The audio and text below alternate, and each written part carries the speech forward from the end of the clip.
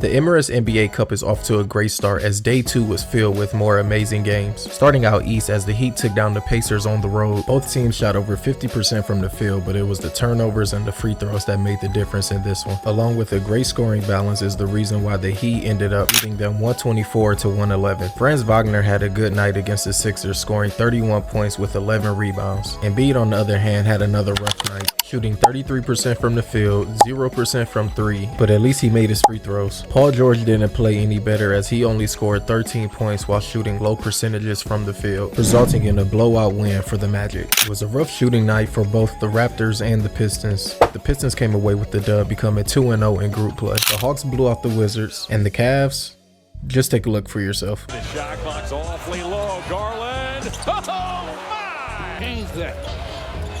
White is at 6 triples here tonight. Mitchell has an answer. Up by Williams, now to Allen. Mitchell twists on Levine, corks a 3. Oh, it's on Giddey. Shot clock's down to 3. Garland to the foul line. Stop. He's when the Cavs have opened 13-0. That's another reason. With Garland and Mitchell combining for 66 points while shooting 50% or higher from the field, it's not a surprise that the Cavs went on to blow out the Bulls. Moving on as Mikal Bridges faces his old team, the Brooklyn Nets, in the Battle of New York. This one was interesting as the Nets had to battle back being down with less than 2 minutes left. Oh, nice shake and bake to get to the hoop. Cam corner for Johnson. The Nets have cut the Knicks lead to 3. Brunson draws the foul and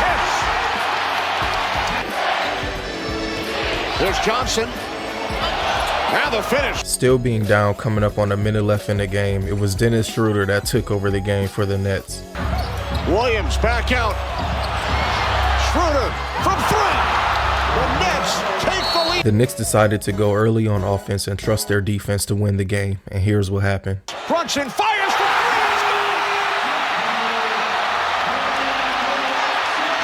Knicks lead by 2.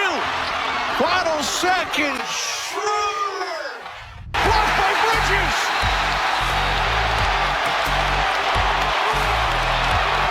What a way to win, getting the game-saving block against your former team. Moving out west as the Spurs hosted the Lakers, and this one came down to the wire. To Wemby. He's got to be aggressive on the offensive end. Davis. You bet. Paul finds Wemby, center of the lane. Tie game. Wemby's rim protection stopped the Lakers at the rim, which led to the Spurs getting a foul at the other end to give them the 2-point lead. But with 2 minutes left, this game was far from over. Max Christie storms baseline. Reeves the 3 is good. Castle attacks and finishes. Reeves. Nice look. Davis storms in. Shoot. Davis has 40, finds James to finish. Even though Stephon Castle had the high hand in this game, he came up short on the game-tying 3, leading to the Lakers going to the line and winning this game 120 to 115. With LeBron getting his 4th consecutive triple-double this year, which actually turns out to be his highest streak throughout his entire career, with key players being sidelined for the Nuggets and the Pelicans. It was Brandon Ingram that stepped up with 29 points to help the Pelicans get the dub over the Nuggets. Here's Edwards to the basket. McDaniels put it. Before we see if he made this shot or not, let's go back a little bit. This game was a prime example of what happened when 2 elite guards face off against each other. On the dribble drive and a foul is called. Oh my God. Edwards, crossover, penetrates. Rise dunk right there. Edwards for 3. Got it. To 18. Fox on his horse. High off the window. Edwards rises. Get a single-digit ball game. Fox the Euro. Even with the epic duel between Fox and Edwards, it came down to McDaniels and one final shot. To the basket. McDaniels put it win. And we're going to overtime. Now with an extra period in the game, both teams looked towards their superstars to win the game, and they didn't slow down as we head to overtime. Get our popcorn ready as McDaniels push. Edwards step back. Man, that is deadly right there. The Timberwolves do a great job forcing Fox to have to pass late in the game. Fox sitting on 60.